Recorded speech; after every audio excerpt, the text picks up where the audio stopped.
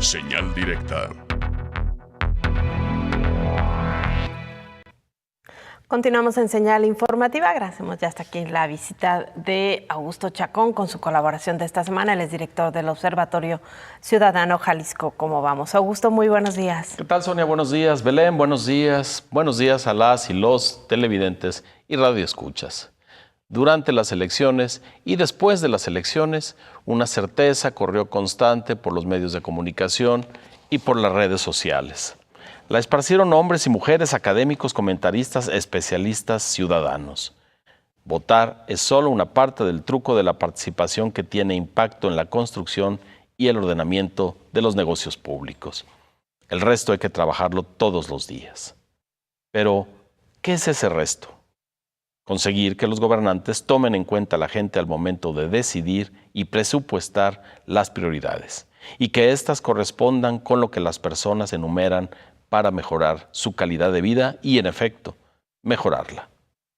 Claro, como en todo lo importante en la vida de una comunidad, está más fácil escribir y decir participación que cuente que mencionar las actividades específicas que debemos emprender para conseguirla.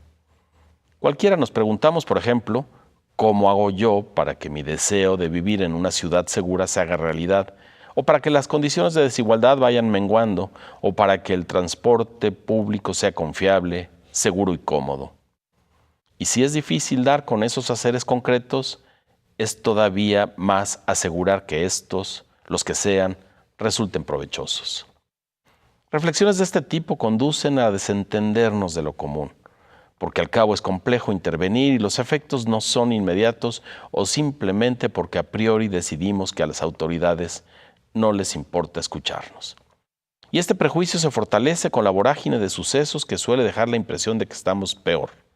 En lo económico, en el número de páginas de nota roja que necesitamos para hacer el recuento diario de la violencia, en la calidad del medio ambiente que nos contiene. Vorágine que interpone un velo que inhibe hacer un balance sobre lo que con participación hemos conseguido. Desde asuntos fundamentales como la libertad de prensa y de expresión, hace no mucho ejercerla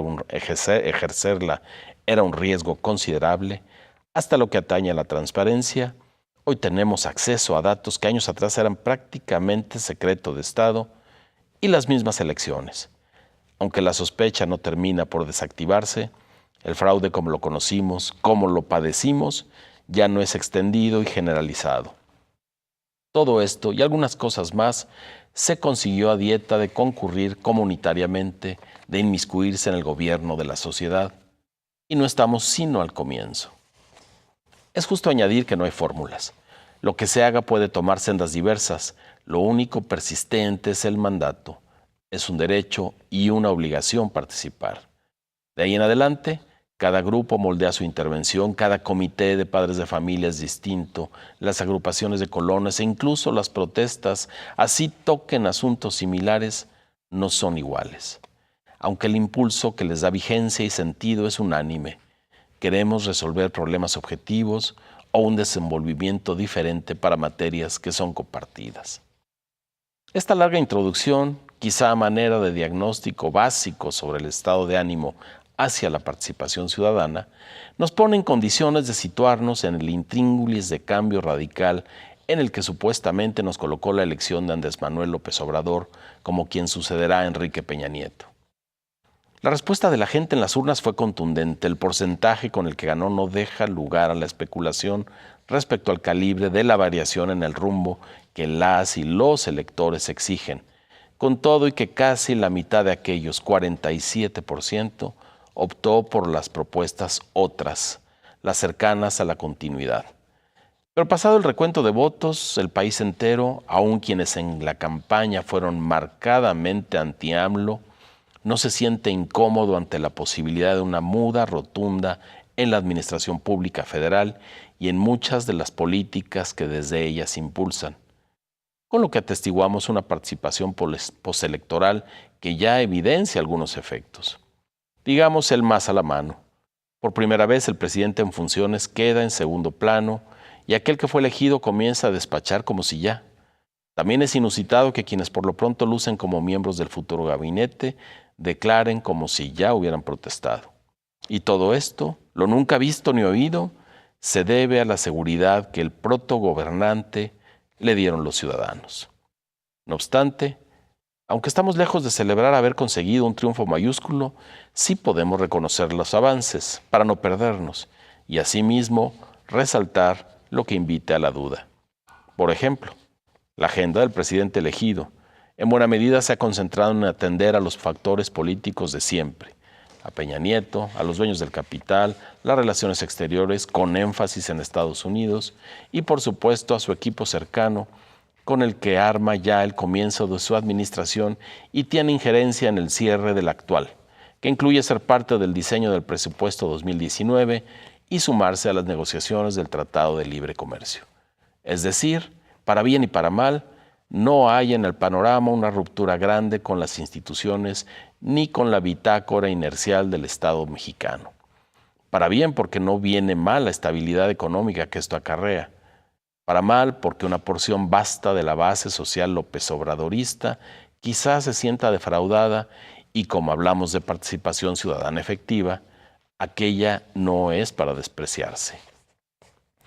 A lo que es menester agregar que los personajes, hombres y mujeres de que se ha rodado Andrés Manuel, no representan sino al sistema político que han constituido los sucesivos regímenes hasta la fecha, como si el sistema fuera una querencia ineluctable. Desde la zona de influencia del zapatismo, movimiento vigente y legítimo a través del cual se manifiestan millones de indígenas y de mestizos, Mondragón y Calvo es señalado como represor, a Esteban Moctezuma, secretario de Gobernación en el gobierno de Estados Unidos, de Ernesto Zedillo, lo hacen parte del engaño de 1995. Con el pretexto de dialogar, el gobierno trató de atrapar a la comandancia zapatista. A Víctor Villalobos lo apuntan como promotor en 2004 de la ley Monsanto, o al líder del partido Encuentro Social, defensor de los inculpados por la masacre de Acteal, y a quien se le hizo fácil acusar a los zapatistas, o a Ricardo Monreal por referirse al EZLN como grupo paramilitar al que había que desarmar. Así, para un referente político y social relevante como el zapatismo, el cambio nomás no aparece. Y hay otros nombres que, por su trayectoria profesional y política, caben en la vitrina según el argumento que se usó contra José Antonio Meade. Si no son corruptos, al menos estuvieron centralmente en donde la corrupción y la injusticia y la desigualdad se cebaron generosamente. Sí, es prematuro dictar sentencia, pero es oportuno no perder el rumbo crítico. Si algo ya aprendimos es que la clase política es endogámica y tiende a reproducir más fácil sus taras que sus virtudes. Lo único que hará el contrapeso ideal es la participación. Muchas gracias. Ha habido, pues, de alguna manera contrastes, Augusto, sobre esta etapa extraña que creo que nunca la habíamos vivido en este país. Por ejemplo, un gabinete tan anticipadamente delineado y políticas y definiciones, justamente como mencionas, como si ya fuera un presidente en funciones.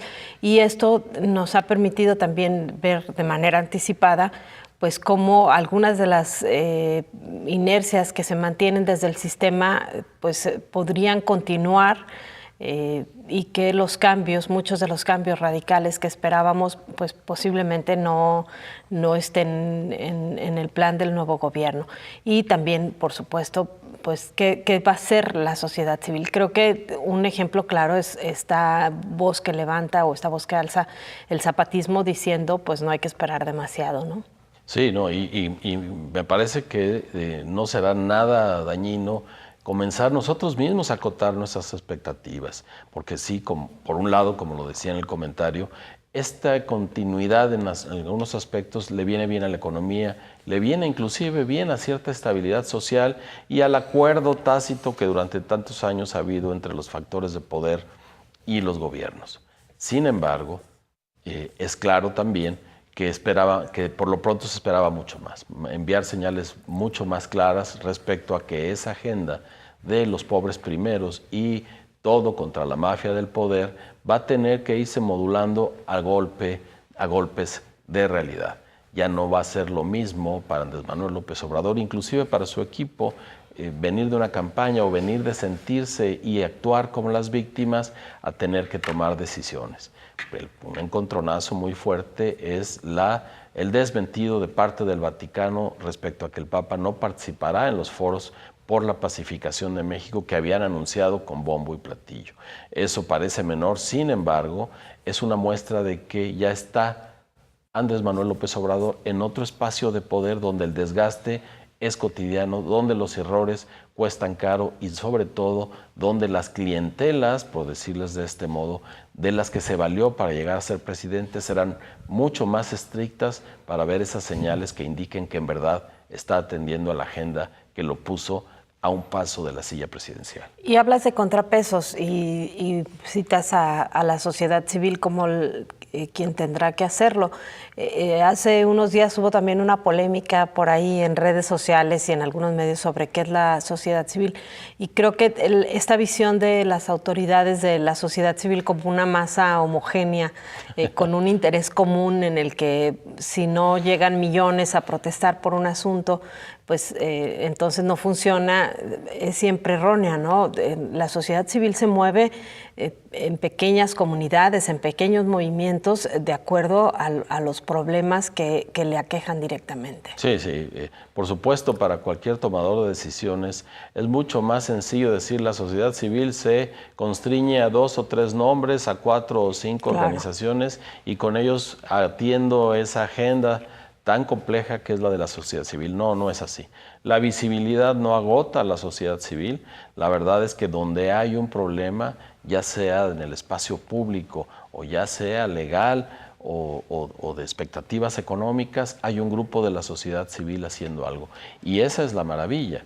Lo único que mantiene constante esta sociedad civil, lo decía en el comentario, es el mandato de usar el derecho a participar y sentirse obligados a participar. De ahí en fuera, inclusive de escuela en escuela, por cada unión de padres de familia, las cosas pueden ser completamente distintas y sin duda barrio por barrio. Y el poder de la sociedad civil, hay miles de ejemplos, ¿no? Podemos hablar de por qué la presa del Zapotillo está en 80 metros, por qué no se ha construido el acueducto a la ciudad de León, por qué el Ayuntamiento de Guadalajara no le ha entregado formalmente a la Universidad de Guadalajara la Plaza de Mexicalcingo, es decir, muchos movimientos que tienen que ver con esa sociedad civil que se mueve en sus espacios, ¿no? Así es, y ahí va a estar el contrapeso, no en unas cuantas voces, sino en que no dejemos de ser críticos con lo que nos atañe y que esa crítica no pierda de vista que lo que le sucede a los demás también es asunto nuestro. Así es. Muchísimas gracias, Augusto. Al contrario, Sonia, Belén, un gusto como siempre estar aquí. Buenos días a todos, a todas. Muchas gracias. Es Augusto Chacón, director del Observatorio Ciudadano Jalisco. ¿Cómo vamos? Hacemos una pausa, regresamos con más información.